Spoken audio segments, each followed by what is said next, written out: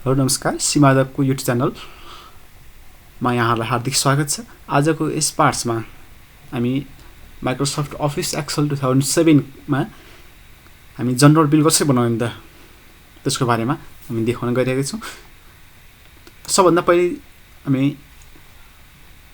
Microsoft office Excel खोलौँ। मैले already खोलिरहेको छु, तपाईहरुलाई मैले अगाडि पनि देखाइसकेको छु कसरी बनाउने भनेको। त्यो भिडियो हेर्न सक्नुहुनेछ, कसरी ओपन गर्ने, त्यहाँभित्र टुल्सहरु नाम के हो त्यो भनिसकेको छु।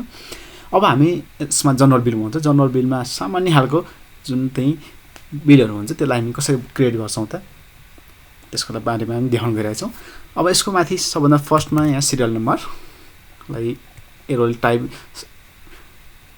राइट एरोले त्यसलाई तानौं अथवा मुभ गरौँ। त्यसपछि हामी सेकेन्डमा बी मा जाउँ। हामी ए को कोलममा एस सिरियल नम्बर राखौँ, बी मा डिस्क्रिप्सन डिस्क्रिप्सन, त्यसपछि अर्कोमा क्वान्टिटी,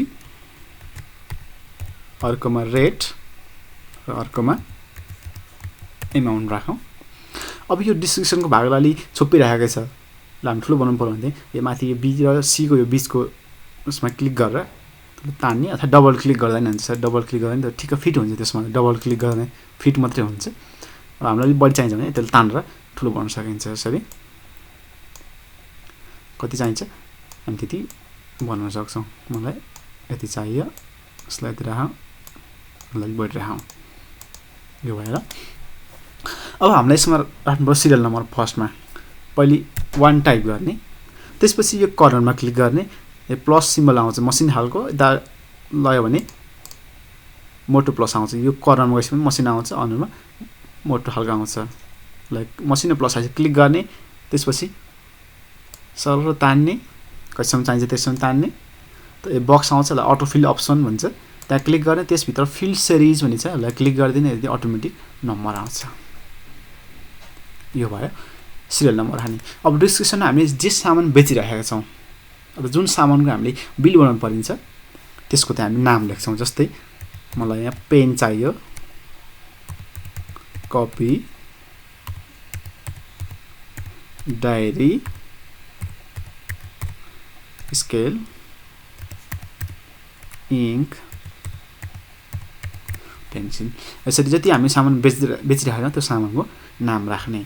त्यसपछि क्वान्टिटीमा कतिवटा संख्या, त्यसको कतिवटा बेच्यौं त कतिवटा हामी बेच्दैछौँ त्यसको संख्या टाइप गर्ने। जस्तो मैले पेन 2टा राखेँ, कपी 5 वटा, डायरी 3टा, स्केल 6 वटा, इङ्क 2टा, पेन्सिल 4 वटा। यसरी त्यसको संख्या राख्न सक्यौ।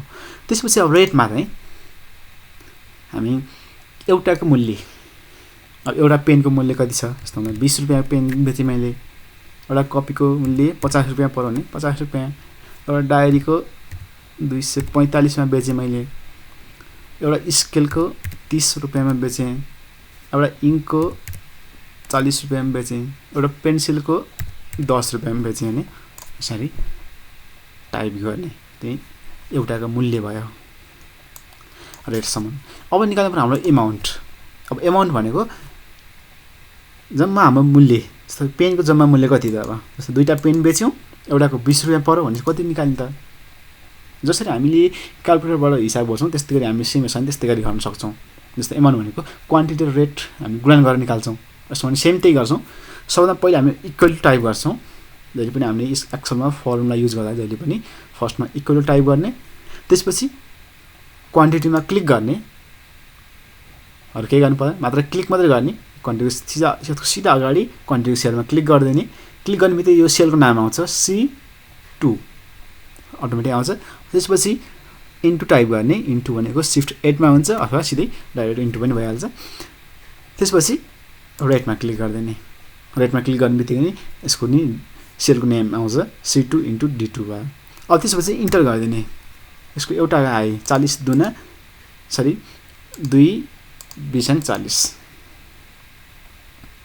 अब अर्को गर्नु पर्यो, अर्को फेरि त्यस्तै गर्ने होइन। हामी के गर्छौं त, यसलाई सिधै तान्दिन्छौं। मसिनो प्लस आउँछ यो कर्नरमा गएपछि क्लिक गर्ने, हामी जहाँसम्म अगाडिको डिस्क्रिप्सन राखेको छ त्यहाँसम्म गएर तान्दिने, छोड्दिने, अटोमेटिक सब गइहाल्छ। अब निकाल्न पर्यो हामीले टोटल। टोटल अथवा ग्रान्ड टोटल एउटै हो यसमा चाहिँ।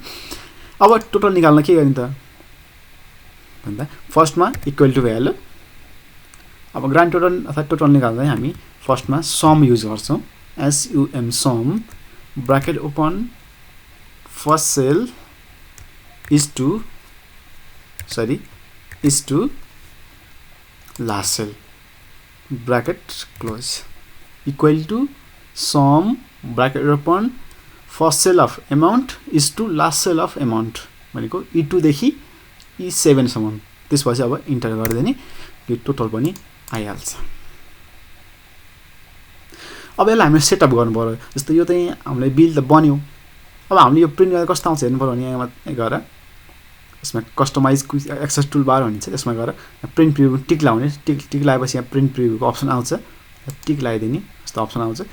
आइरहेको छ भने जानु परेन, आएको छैन भने यसमा गएर कोही एक्सेस टुल बारमा गएर ल्याउन सकिन्छ। अब त्यसपछि क्लिक गर्ने हामीले हेर्न सक्छौँ यस्तो खालको आयो, तर यो हाम्रो बिल जस्तो भएन भनेपछि अब यसलाई हामी मिलाउनु पर्यो, सेटअप गर्नु पर्यो। कसरी सेटअप गर्ने त? अब यो माथिको यसलाई हामी बोल्ड गर्न सक्छौँ, यसलाई सेन्टर गर्न राख्न सक्छौँ, ठिक बिचमा भयो। यो टेक्स्ट अक्षरहरू पनि के भइरहेछ त पछाडि गइरहेछ, र हामी सेन्टर गर्न सक्छौँ। सिलेक्ट गर्ने, अहिले गर्ने टु सेन्टर गर्ने, यिनीहरूलाई हामी सेन्टर गर्न सक्छौँ। यिनीहरू पनि सेन्टर गरिदिउँ, यसलाई पनि सेन्टर गरिदिउँ, यसलाई साइज अलिक कम गरौँ, ठिक छ। अब यो पुरैलाई हामी टेबल राखौँ। टेबल राख्नलाई यसलाई सिलेक्ट गर्ने, यहाँदेखि सिरियल नम्बर एमाउन्टसम्म तल टोटलसम्म सिलेक्ट गर्ने, यहाँ होममा जाने, होमभित्र यहाँ बोर्डर भन्ने छ, त्यहाँभित्र गएर अल बोर्डर भन्ने टिक लगाइदिने। अब यति गरेपछि तल यहाँ अप्सन आउँछ, यसमा हामीले मर्ज गर्नुपर्ने हुन्छ, एउटै बनाउनुपर्छ यसलाई चाहिँ। त्यसको लागि हामी यसलाई सिलेक्ट गर्ने, यसलाई दुईवटा तिनवटा, अगाडि लास्टको छोडियो, अगाडि छोडियो, बिचको तिनवटालाई मात्रै सिलेक्ट गरियो। त्यसपछि यहाँ होमभित्रै मर्ज एन्ड सेन्टर भनिन्छ, क्लिक गर्ने, त्यो त अटोमेटिक मर्ज हुन्छ, सेन्टरमा पनि जान्छ। अब यो लास्टको लागि हामी बोल्ड गरिदिउँ, राम्रो देखिन्छ। अब हेरौँ प्रिन्ट भ्यू कस्तो आयो, अब यसरी सेटअप भयो, यसरी हामी मिलाउन सकिन्छ। अब योभन्दा बाहेक अरू सेटअपहरू, पेज सेटअपहरू त्यो पनि मिलाउनु बाँकी छ, मार्जिनहरू मिलाउनु छ, त्यो कुरा नै मिलाउन सकिन्छ। अब अहिले नर्मल बिलमा चाहिँ अथवा जनरल बिलमा हामी यति मात्रै गर्छौँ। जस्तो आजको भिडियो कस्तो लाग्यो, सल्लाह सुझाव र प्रतिको लागि तलको कमेन्ट बक्समा लेख्न नभुल्नु होला। हस्त, धन्यवाद।